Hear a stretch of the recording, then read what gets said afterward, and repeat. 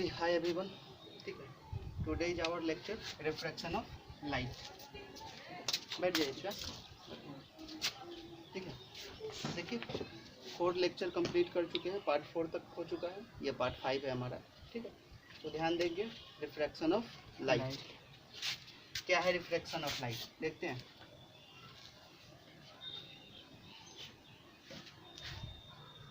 चलिए plane mirror बना रहे थे, यहाँ ध्यान दीजिए, रिफ्रैक्शन पढ़ रहे हैं। ये हमारा मीडियम 1 हो गया और नीचे वाला मीडियम 2 हो गया। मतलब ऊपर में कोई अलग मीडियम है, नीचे में कोई अलग मीडियम है। मान लेते हैं ऊपर में हमारा माध्यम जो है वो एयर है, हवा है, और नीचे जो माध्यम है वो वाटर ले लेते हैं। नीचे का माध्यम क्या है? वाटर है, ठीक है। एक नॉर्मल पहले डाल दीजिए इस तरह से। देखिए ये जो लाइट आ रहा है इसको बोलेंगे इंसिडेंट रे, आपतित किरण, ठीक है। तो ये लाइट यदि मीडियम 1 और इसमें भी मीडियम 1 रहता तो लाइट के सीधे पाथ ट्रेवल करते हुए जिस पाथ से आ रहा था उसी पाथ से चला जाता।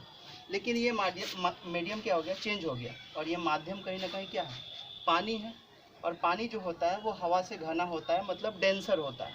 तो डेंसर में लाइट जो होता है वो नॉर्मल की तरफ बेंड करता है, ठीक है। कहाँ बेंड करता है? नॉर्मल की तरफ झुकता है, ठीक है। इसी फेनोमेना को, इसी प्रक्रिया को क्या बोलते हैं? ठीक है, रिफ्रैक्शन ऑफ लाइट, यानी प्रकाश का अपवर्तन।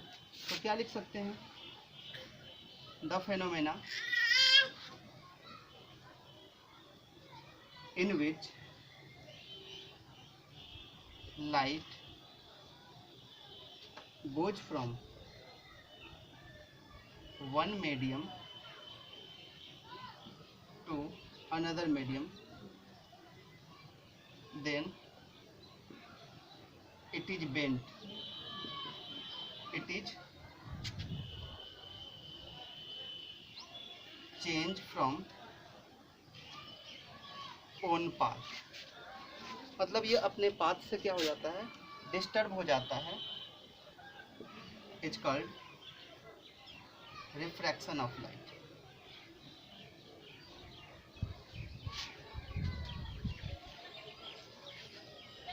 It's called refraction of light.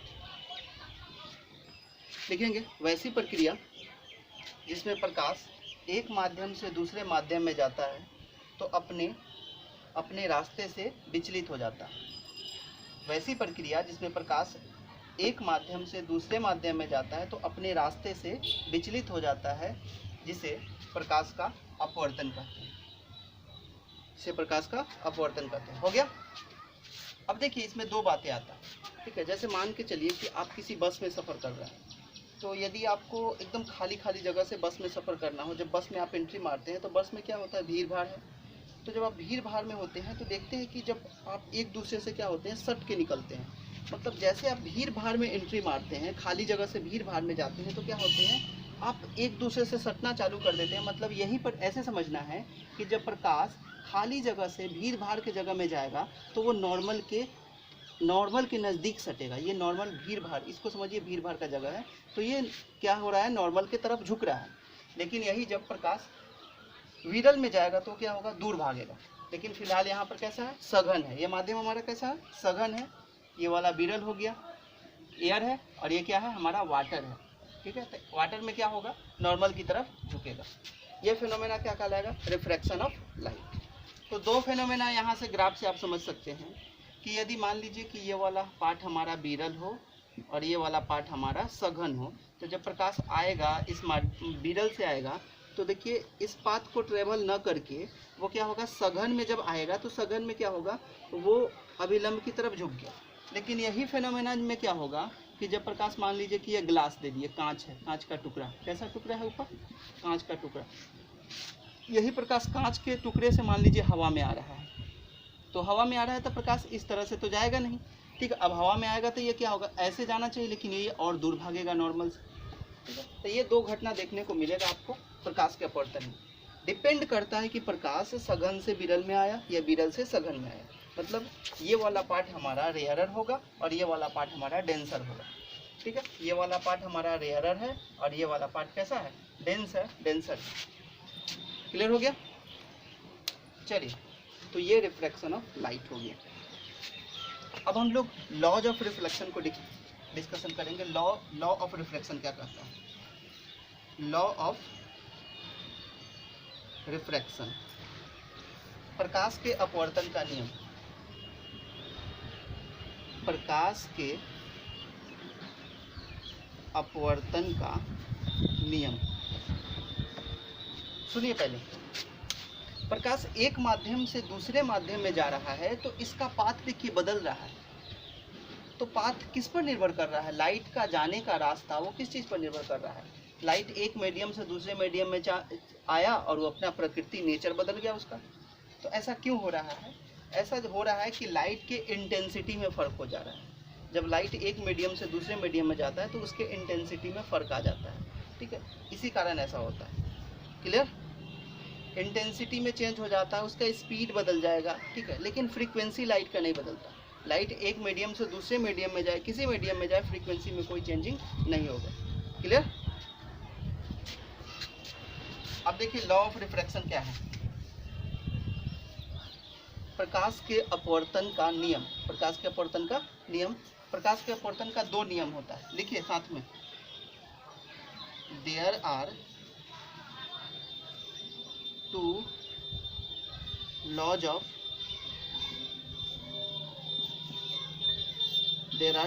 Of refraction.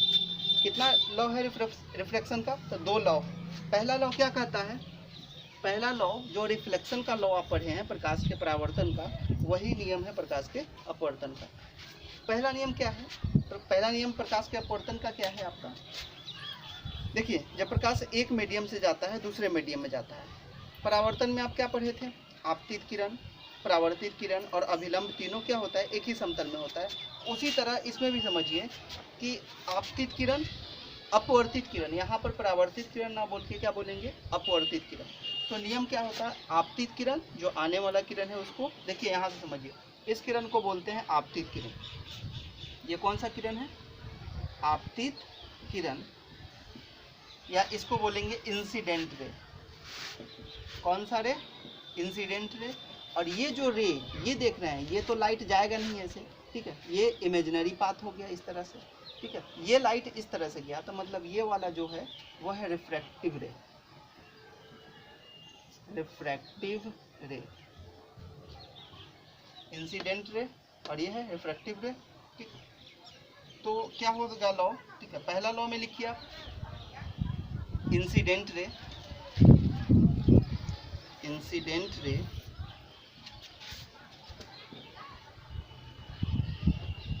Refracted ray and normal. देखिए बाबू, ये वाला इंसिडेंट रे और ये रिफ्रैक्टेड रे और ये नॉर्मल, तीनों जो होता है वो एक ही प्लेन में होता है, एक ही समतल में होता है। तो इंसिडेंट रे, ठीक है, उसके बाद refracted ray and normal lies in same plane, lies in same plane. मतलब आपतित किरण, अपवर्तित किरण तथा अभिलंब तीनों एक ही समतल में होता है। हो जाएगा। दूसरा लॉ क्या कहता है?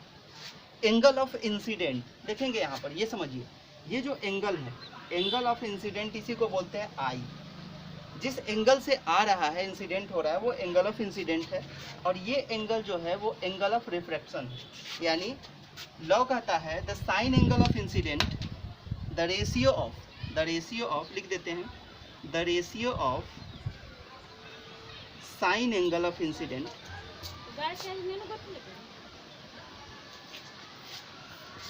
the ratio of sine angle of incident and refraction, sine angle of refraction is constant, clear। दूसरा लो यही, the ratio of sine angle of incident, यानी एंगल जो आने वाला होगा वो आई होगा और रिफ्रैक्शन का आर होगा। तो साइन आई बटा sine R equals to constant, और कांस्टेंट को आप यहाँ पर म्यू मानेंगे। क्या मानेंगे? म्यू। इसी म्यू को बोलते हैं रिफ्रैक्टिव इंडेक्स। आगे जाके इसके बारे में डिस्कशन अभी होगा कि रिफ्रैक्टिव इंडेक्स क्या है, ठीक है। इसी को क्या बोलते हैं? Refractive index. Sine I upon sine R equals to क्या होता है? कांस्टेंट होता है। ये रेशियो हमेशा क्या होता है? कांस्टेंट होता है। और इसी लॉ को बोलते हैं, सेकेंड लॉ को, स्नेल्स लॉ। कौन सा लॉ? Snell's law. याद रखिएगा, प्रकाश के अपवर्तन के दूसरे नियम को, ठीक है, स्नेल का नियम कहते हैं। चलिए ये लॉ को हम हिंदी में ज़रा डिस्कशन कर दे। सुनिए, प्रकाश के अपवर्तन का दो नियम होता है। पहला नियम, आपतित किरण, अपवर्तित किरण तथा अभिलंब तीनों एक ही समतल में होता है। पहला नियम हो गया। दूसरा नियम क्या कहता है? आपतन का साइन कोण। देखिए ये आई जो है वो आपतन का कोण है, और कौन सा कोण? साइन कोण। आपतन का साइन कोण तथा अपवर्तन का साइन कोण का अनुपात एक नियतांक होता है, मतलब कांस्टेंट होता है। आपतन का साइन कोण तथा अपवर्तन का साइन कोण का अनुपात क्या होता है? नियतांक होता है, ठीक है। और यहाँ एरो बना के आप लिख लीजिएगा, प्रकाश के अपवर्तन के दूसरे नियम को स्नेल का नियम कहते हैं, ठीक है। The second law of refraction is said to be Snell's law. The second law of refraction is said to be Snell's law. हो जाएगा कंप्लीट, ठीक है। तो ये हो गया, ठीक है। आप पढ़ लिए रिफ्रैक्शन क्या है। रिफ्रैक्शन क्या होता है? जब लाइट एक मीडियम से दूसरे मीडियम में जाता है तो अपने पाथ से डेविएट हो जाता है, अपने पाथ से मुड़ जाता है। इस घटना को क्या बोलते हैं? प्रकाश का अपवर्तन कहते हैं। डिपेंड करता है कि प्रकाश रेयरर से डेंसर में जा रहा है या डेंसर से रेयरर में जा रहा है। यदि लाइट रेयरर से डेंसर में जाएगा तो वो नॉर्मल की तरफ झुकेगा, लेकिन यही लाइट जब डेंसर से रेयरर में जाएगा तो वो नॉर्मल से दूर भागेगा। रेयरर वाला मीडियम में दूर भागता है और डेंसर में जब आता है तो नॉर्मल की तरफ झुक जाता है। लॉज ऑफ रिफ्रैक्शन, रिफ्रैक्शन का दो लॉ है, ठीक है। रिफ्रैक्शन का कितना लॉ है? दो लॉ है, ठीक है। पहला लॉ ये कहता है incident ray, refracted ray and normal lies in same plane. और दूसरा, दोनों का रेशियो जो होता है, एंगल ऑफ इंसिडेंट और एंगल ऑफ रिफ्रैक्शन का साइन एंगल जो होता है हमेशा कांस्टेंट होता है। इसको डिनोट करते हैं म्यू से। क्लियर? ठीक, चलिए इसको स्क्रीनशॉट ले लेंगे।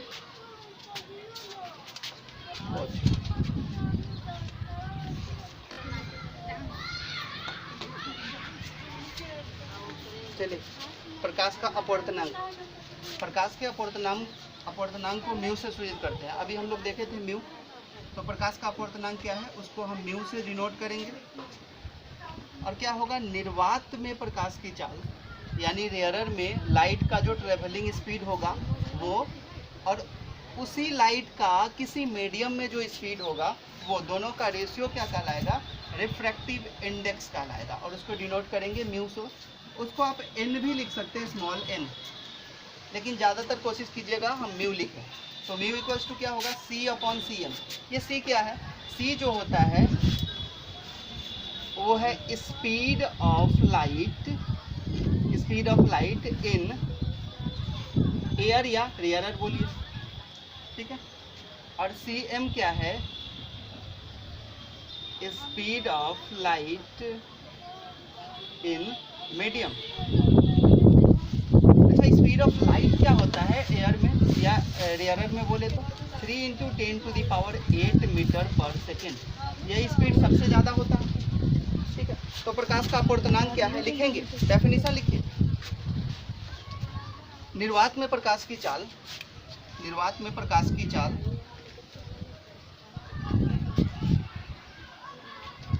निर्वात में प्रकाश की चाल तथा माध्यम में प्रकाश की चाल।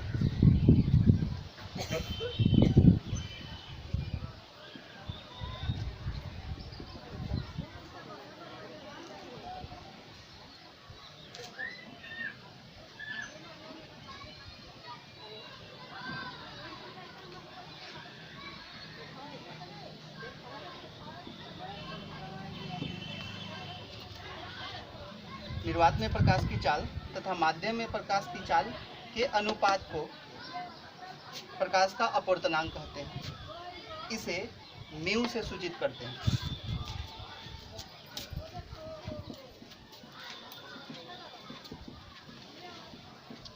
इसे म्यू से सूचित करते हैं। हो गया? तो म्यू, ये फॉर्मूला लिख लेंगे, ये डेफिनेशन हो गया, और उसके बाद ये फॉर्मूला हो गया। अब सोचिए कि इसका भी स्पीड मीटर पर सेकेंड और इसका भी स्पीड मीटर पर सेकेंड, दोनों मीटर पर सेकेंड कैंसिल हो जाएगा, मतलब इसका कोई मात्रक नहीं होगा। लिख लेंगे, इसका कोई मात्रक नहीं होता। It is unitless, it is unitless हो जाएगा। चलिए आगे बढ़ते हैं और अपेक्षिक अपवर्तनांक देखते हैं। ठीक है, यह अपवर्तनांक हो गया। अगला टॉपिक हमारा होगा अपेक्षिक अपवर्तनांक। ठीक है, इसको नोट कीजिए। ठीक है, अब नीचे हम लोग अपेक्षिक अपवर्तनांक को लिख देते हैं, इसको नोट करेंगे। टॉपिक बनाइए अपेक्षिक अपवर्तनांक। Relative reflexive index, relative refractive index, sorry reflexive नहीं, रिफ्रैक्टिव, रिलेटिव रिफ्रैक्टिव इंडेक्स।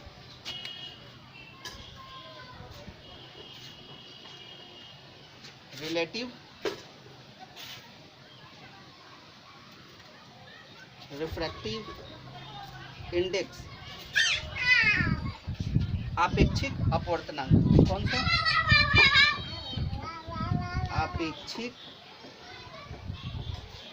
अपवर्तनांक। ठीक है, अपेक्षिक अपवर्तनांक क्या है? किसी एक माध्यम का दूसरे माध्यम के सापेक्ष अपवर्तनांक कहलाता है। ठीक है, कौन सा? अपेक्षिक अपवर्तनांक। जैसे आप माध्यम 2 का माध्यम 1 के सापेक्ष अपवर्तनांक निकालना चाहते हैं, ऐसे पढ़ेंगे इसको।